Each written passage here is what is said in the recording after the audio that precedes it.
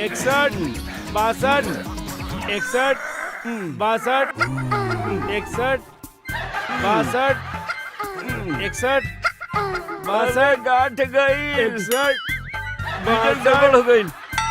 दबंगी में तब ना रिजल्ट निकली। लागत है गाँव में नया माल आइल बा। रुआ देखली है का? हाँ हम देखली। अरे तो उतर ना, हमरा के भी देखे देना। अरे लोटन अपना इलाका में लागत नहीं आइल बा। हमरा भी तो देखे दे। हाँ रे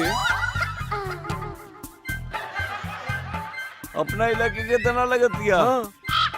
कहीं के भी है लेकिन माल टकाटक भी है। अरे फिगर तो देख,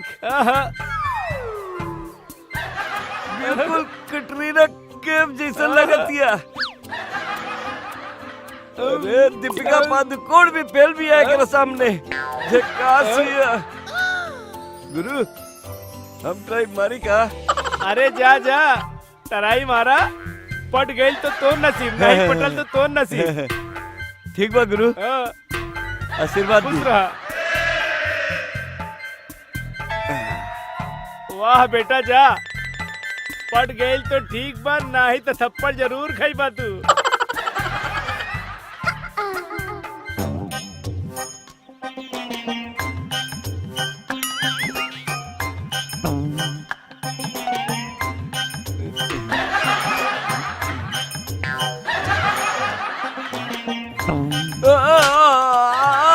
अरे मर गई रे, मर गई। ओ sorry sorry sorry sorry sorry भैया, रवा के ज्यादा लग गई का? गलती से लग गई। भैया बोलतिया। कितना जोर के थप्पड़ पड़ल, कान के पर्दा फट गई होई। गए रहले माल पटावे। अरे रंगीला बाबू क्या करत हुआ इनने? अरे यार एजा घास थोड़ी खाइल जाला, पार्क में जॉगिंग करा तानी। अच्छा अरे उन्हें देखा एकदम गर्मा गर्म माल बिया, ओकरा के देख के तो हम जॉगिंग करा तानी। अरे गईल रहे लड़की पटावे, एक थप्पड़ खैलस, देखा हूँ कैसे आवा था। अरे गुरुजी, अरे गुरुजी बड़ा कड़क भी है यार, जोर से मारे ले यार। अरे बैठा बैठा बैठा, ओवर स्मार्ट ना बना। चलल रहे लड़की पटावे, पिट के आ गए, रंगीला के नाम खराब कर देले।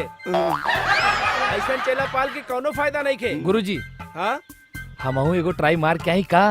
अरे जा जा तू थप्पड़ खा के आवा। ठीक बा गुरुजी, जा चलत बानी। पक्का पिटी।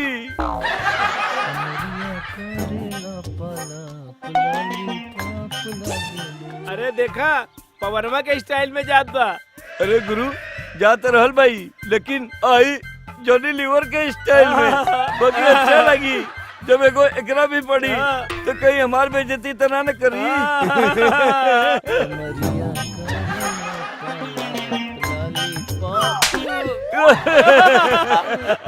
लड़के के छेड़ेला, पुलिस ना बुलाई। बहन, ना बहन, हम लड़की ना छेड़ता नहीं। ना ना भागा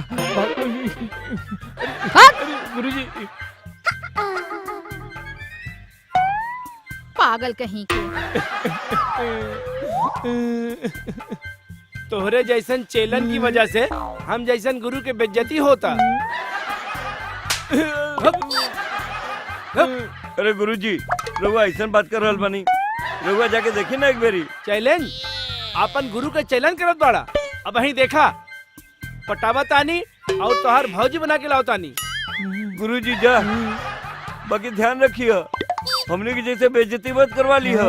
हम अपन बेइज्जती तो महसूस कर सके नहीं, लेकिन हमने के गुरु के केहू हाथ लगी लेस ना तो हम इन्हें आग लगा दे। थोड़ा ना ध्यान रखिए ही बात के। हाँ।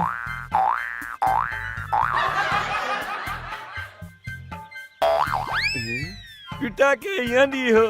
ए, क्या बोलती तू? ए क्या मैं बोलूं? सुन सुना। चलती क्या सिनेमा? क्या करूं चल के मैं सिनेमा? खाएंगे पिएंगे और क्या? अच्छा फिल्म देखे के सपना देखेला, जूता निकाली। अरे जूती काहे दिखाओ ताड़ू, दिखाओ के बाद कुछ और दिखावा ना। है मिस्टर, ए मिस, मिस्टर मत बोला, हमारा नाम लेके बुलावा। अच्छा का नाम हो तोहर? बलमा। बलमा सलमा हम ना बुला सके नी। तोहर असली नाम का बा? साजन। साजन? ऐसन कैसन नाम बा? तोहर दोस्त भी इहे नाम से बुलावेले का? हमार दोस्त हमके जानू कह के बुलावेलन। जानू? कितना मजा आइल तोहार मुँह से जानू सुन के। हाय हम जानू अनु ना बोले, हम शरीफ खानदान के हई। ए तोहके का लागत बा कि हम चोर उचक्के खानदान के हई का? ना ना हमार वो मतलब ना रहे। अच्छा ये सब छोड़ी, हमरा से शादी करबू? हाँ?